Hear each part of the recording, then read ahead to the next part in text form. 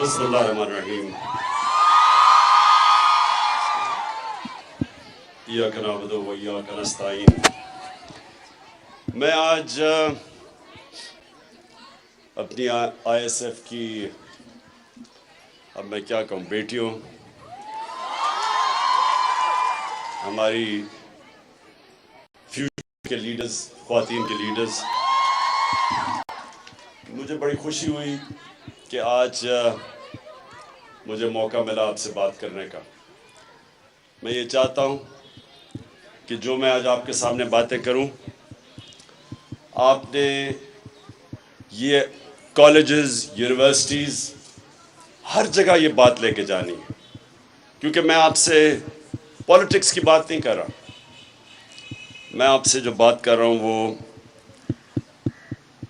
ملک کے لیے جہاد لڑنے کی، جو حقیقی آزادی ہے، اس کے لیے آپ پولیٹکس نہیں کرتے، آپ جہاد لڑتے ہیں، اور یہ ہے آپ کی مستقبل کے لیے، آپ کی آنے والی جنریشنز کے لیے، انشاءاللہ جب آپ کے بچے ہوں گے ان کے لیے، یہ آپ اپنی فیوچر کے لیے ایک جنگ لڑ رہے ہیں۔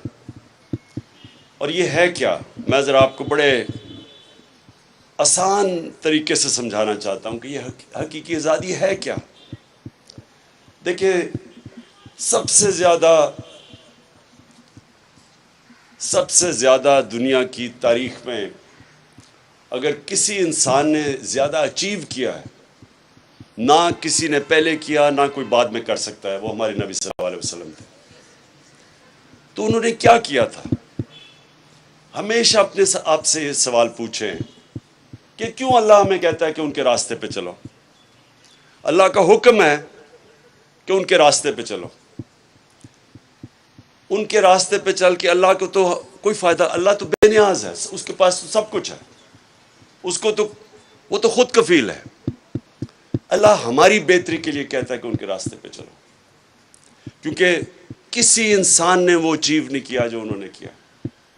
ہم یونیورسٹیز میں جب ہم پڑھتے تھے تو ہمیں بھی رول ماڈلز، ہمارے رول ماڈلز جن کی ہم کتابیں پڑھتے تھے، ان کی لائف ہسٹری پڑھتے تھے، ان کی بائیوگرافیز پڑھتے تھے۔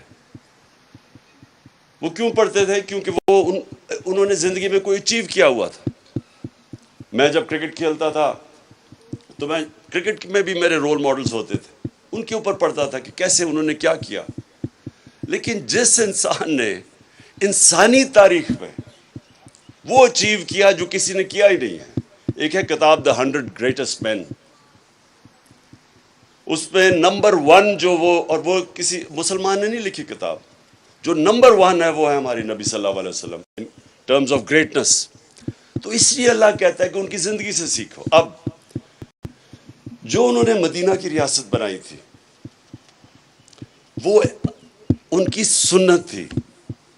ہمیں اصولاً سب کو اسکول میں، یونیورسٹیز میں، ہم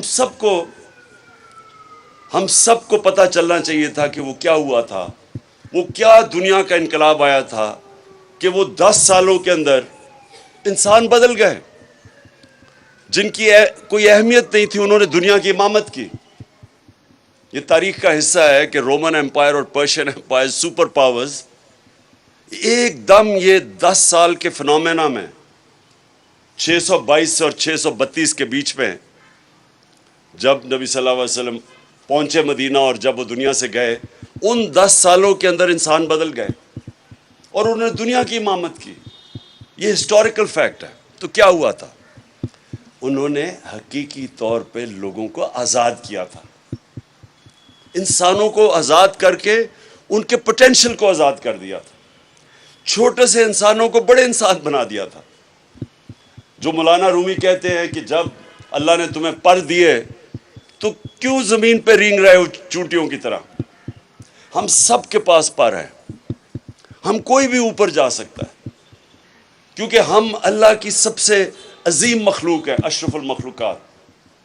اس نے جس کے فرشتوں کو کہا کہ ان کے سامنے جھکو، انسان کے سامنے، ہم وہ لوگ ہیں۔ لیکن ہم اپنی حیثیت نہیں جانتے، ہم جانتے نہیں ہیں کہ اللہ نے ہمیں کتنی طاقت دی ہے۔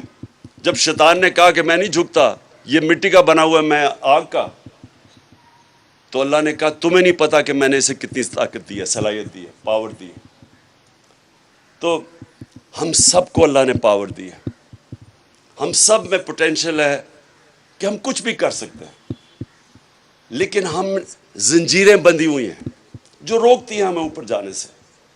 تو میرے نبی صلی اللہ علیہ وسلم نے مدینہ میں وہ زنجیریں توڑ دی، انسانوں کو آزاد کر دیا، ان کو پر دے دیے۔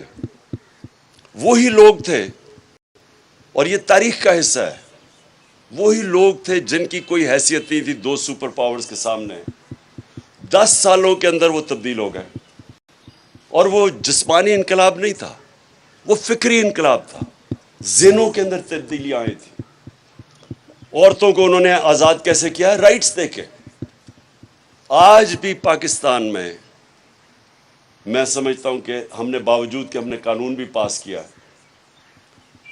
80% خواتین کو ان کے انہیریٹنس رائٹس نہیں ملتے جو انہوں نے 1500 سال پہلے انہوں نے عورتوں کو دیے تھے، ان کو رائٹس دیے تھے۔ انہوں نے واضح طور پہ خواتین کے رائٹس اسپیسیفائی کیے تھے، قانون کے اندر انہوں نے ان کو رائٹس دیا اور انصاف دیا تھا، برابر کے انہوں نے انسان بنایا تھا۔ پہلے عورتیں اور آدمیوں کو برابر کے انسان نہیں سمجھتے تھے۔ انہوں نے غلاموں کو آزاد کیا تھا۔ مسلمان واحد مسلمان کی تاریخ ہے کہ غلام بادشاہ بن گئے۔ ہندوستان میں سلیو ڈینسٹی تھی، مملوک جو ایجپٹ میں تھے وہ غلام تھے جو بادشاہت کی انہوں نے۔ تو غلاموں کو انہوں نے آزاد کیا، خواتین کو آزاد کیا۔ انسانوں کو کیسے آزاد کیا؟ انصاف دے کے۔ انصاف جو ہوتا ہے وہ آپ کو آزاد کرتا ہے۔ جب مجھے قانون پروٹیکٹ کرتا ہے طاقتور سے، تب میں آزاد ہوتا ہوں۔ آج اب اگر بدترین غلامی انسانوں کی دیکھنی آپ نے تو اندرون سندھ چلے جائیں، جس طرح وہ انسانوں کو، وہ ان کے طاقتور، ان کے وڈیرے انسانوں کو رکھتے ہیں۔ میں آپ کو یقین دلاتا ہوں کہ میں جتنا باہر مغربی دنیا میں سفر کیا ہے، جانوروں کو اس طرح وہاں مغرب میں رکھے، ان کے اوپر وہ جیل میں ڈال دیتے ہیں۔ جانوروں سے اگر وہ ظلم کرے وہ لوگوں جیل میں ڈال دیتے ہیں وہاں۔ جو انسانوں سے ظلم ہوتا ہے، خاص طور پہ میں اندرون سندھ کی بات کر رہا ہوں کہ کوئی ان کے رائٹس نہیں ہیں۔ تو جب آپ کے حقوق نہیں ہوتے تو پھر انسانی معاشرہ نہیں رہتا، وہ جانوروں کا معاشرہ بن جاتا ہے۔ جانور اور انسانی معاشرے میں فرق یہ ہوتا ہے کہ انسانوں کے معاشرے میں انصاف ہوتا ہے۔ جب انسانی معاشرے میں انصاف نہیں ہوتا پھر وہ جانوروں، بلکہ جانوروں سے بھی نیچے چلا جاتا ہے وہ معاشرہ۔ اس لیے انہوں نے سب سے پہلے اسٹیبلش کیا انصاف۔ اور انصاف کیا تھا ان کا کہ ان کے بعد مدینہ کی ریاست میں 2 خلیفہ وقت عدالت میں جاتے ہیں، خلیفہ ہوتے ہوئے عدالت میں پیش ہوتے ہیں، اور حضرت علی رضی اللہ تعالیٰ ایک یہودی سے عدالت میں کیس ہار جاتے ہیں خلیفہ ہوتے ہوئے، کیونکہ جو قاضی ہے وہ ان کے بیٹے کی گواہی قبول نہیں کرتا۔ حضرت علی یعنی ان کا مقام دیکھیں، ایک یہودی شہری سے کیس ہار جاتے ہیں۔ آپ سوچیں کہ وہاں انصاف کا کیا لیول ہوگا، کیا سٹینڈرڈز ہوں گی۔ آج آپ سوچ سکتے ہیں کہ کسی بھی مغربی معاشرے میں جس کو ہمارے سے بہتر انصاف کا نظام ہے، وہاں کوئی ان کا حاکم ہو، ان کا سربراہ ہو، وہ ایک کسی اور مائنورٹی سے کیس جیت ہار جائے، وہاں بھی تصور نہیں ہے۔ تو یہ تھا لیول ان کا انصاف کا، جس کی وجہ سے انسان آزاد ہو گئے، جس کی وجہ سے ان کی پرواز اوپر چلی گئی، جس کی وجہ سے انہوں نے کئی 100 سال تک دنیا کی امامت کی، ورلڈ لیڈرشپ کی۔ انہوں نے ہر چیز میں، چاہے وہ سائنسز ہوں، چاہے وہ کسی انوویشنز، ہر چیز میں وہ آگے نکل گئے کیونکہ انسان آزاد ہو گئے۔ تو میں جو آپ کو چاہتا ہوں، جب آپ یونیورسٹیز اور کالجز میں جائیں تو آپ سمجھائیں کہ ہم اس طرح کہیں نہیں جا رہے۔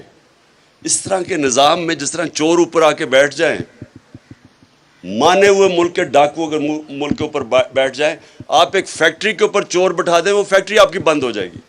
ملک کیسے چل سکتا ہے؟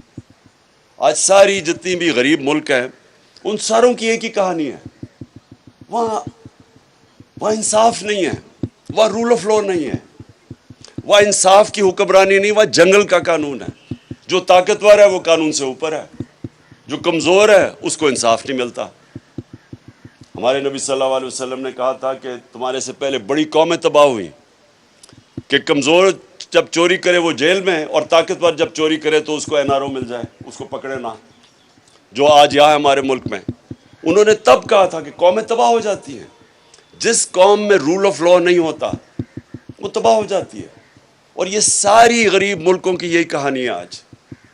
وہاں ہر جگہ زرداری اور شریف بیٹھے ہوئے ہیں، چوری کر رہے ہیں، ملک کا پیسہ باہر لے کے جا رہے ہیں، اور دوسروں سے بھیک مانگ رہے ہیں کہ جی ہمیں ڈالرز بھیج دو۔ یہ سارے غریب ملکوں کا یہی مسئلہ ہے، یہ صرف پاکستان کا نہیں ہے۔ میں اس لیے جب میں نے پولیٹکس شروع کی تو تب میں نے اپنی انصاف کی تحریک، یعنی میں نے ایک چیز آئیڈینٹیفائی کی کہ اگر ہم انصاف لے آئیں پاکستان میں تو یہ ملک آزاد ہو جائے گا اور یہ عظیم ملک بنے گا۔ تو یہ جو حقیقی آزادی ہے اس کی ابھی جد و جہد جاری ہے۔ چور اوپر بیٹھ گئے ہیں۔ ایک انگلش میں سیئنگ ہے کہ lunatics have taken over the asylum, کہ پاگلوں نے پاگل خانے پہ قبضہ کر لیا، یعنی چوروں نے ملک کے اوپر قبضہ کر لیا۔ تو اب وہ ہر روز ان کے کیس معاف ہو رہے ہیں۔ پہلے قانون بناتے ہیں، خود قانون بناتے ہیں، اسمبلی میں جا کے نیب لا میں امینڈمنٹ کرتے ہیں، پھر باری باری ان کے کیس ختم ہو رہے ہیں اب چوروں کے۔ تو میں ان کو بار بار کہتا ہوں کہ پھر جیل کھول دیں۔ وہ بیچارے غریب لوگوں کا کیا ہے، وہ جو غریب سارے جیلوں میں بھرے ہوئے ہیں۔ اور اس لیے یہ یاد رکھیں کہ جب تک ہم اس کے لیے جد و جہد نہیں کریں گے، یہ جو اب ہمارے ساتھ ملک سے ہو رہا ہے، یہ اگر ہم اب کھڑے اس کے لیے نہیں ہوں گے تو وہ پھر قومیں تباہ ہو جاتی ہیں۔ قرآن کی آیت ہے کہ میری زمین پہ نکل کے دیکھو کتنی قومیں تباہ ہوئی جو میرے حکم پہ نہیں چلی۔ قومیں رہتی نہیں ہیں، تباہ ہو جاتی ہیں۔ یوگوسلاویہ نہیں ہے اب، پہلے ایک ہمارے زمانے میں ایک ملک تھا، وہ ختم ہو گیا۔ سوویت یونین نہیں رہی اب، وہ رشیا وہ تھوڑا سا رہ گیا۔ ہمارے ہوتے ہوتے ایسٹ پاکستان علیحدہ ہو گیا، بنگلہ دیش بن گیا۔ تو یہ نہ سمجھے کہ ملک رہ جاتے ہیں۔ جب تک ملک اپنی انصاف کے لیے جد و جہد نہیں کرتے، اپنے حقوق کے لیے، اپنے رائٹس کے لیے، اپنی آزادی کے لیے قومیں نہیں کھڑی ہوتی، وہ پھر قومیں تباہ ہو جاتی ہیں۔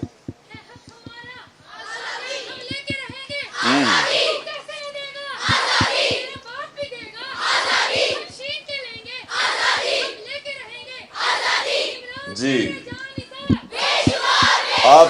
آپ آزادی تب لیں گے، آپ تب لیں گے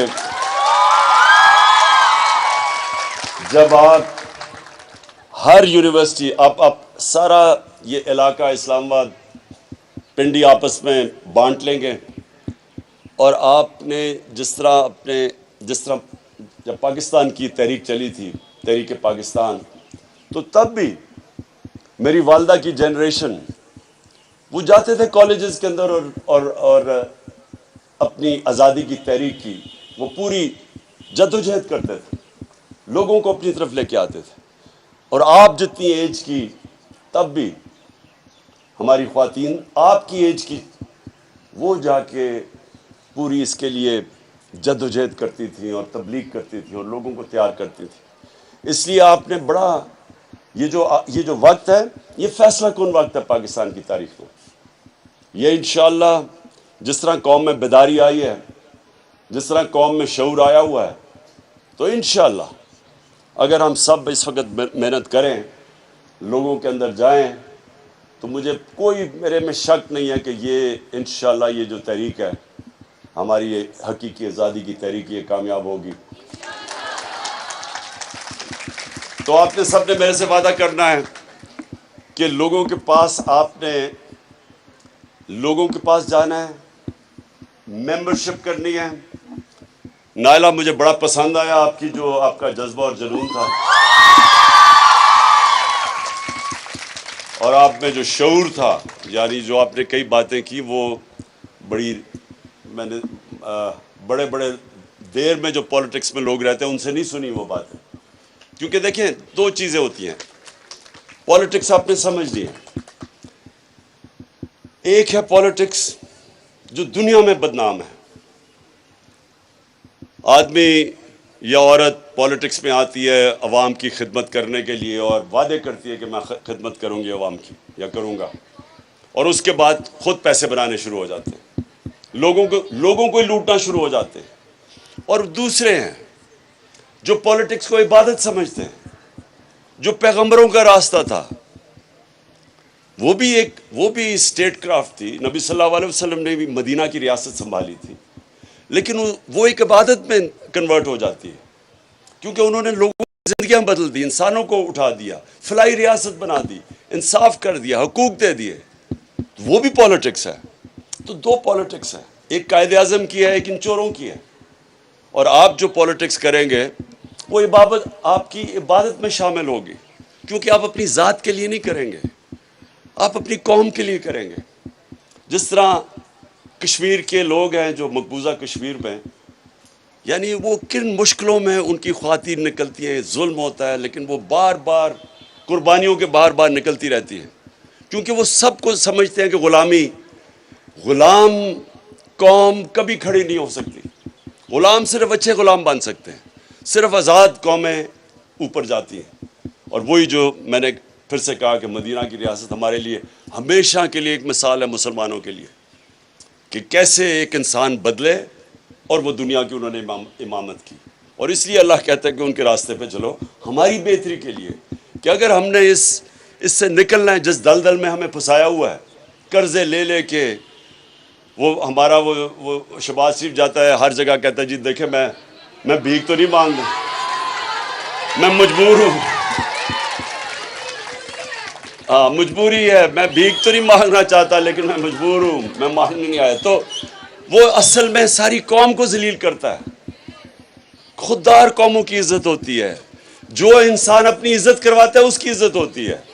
آپ اپنی اگر عزت نہیں کروائیں گے دنیا آپ کی عزت نہیں کرے گی, دنیا کے سامنے ہاتھ پھیلائیں گے کوئی عزت نہیں کرے گا. تو انشاءاللہ میں آپ کی سب کی اب ڈیوٹی لگا رہا ہوں. میں آپ کو 1-2 مہینے دوں گا, نہیں 1 مہینے میں میں دیکھوں گا کہ آپ نے کتنی ممبرشپ کی ہے, آپ کی کتنی بڑی ہماری ISF کی تنظیم کتنی بڑی بن جاتی ہے, اور انشاءاللہ پھر آپ سے بہت بہت شکریہ.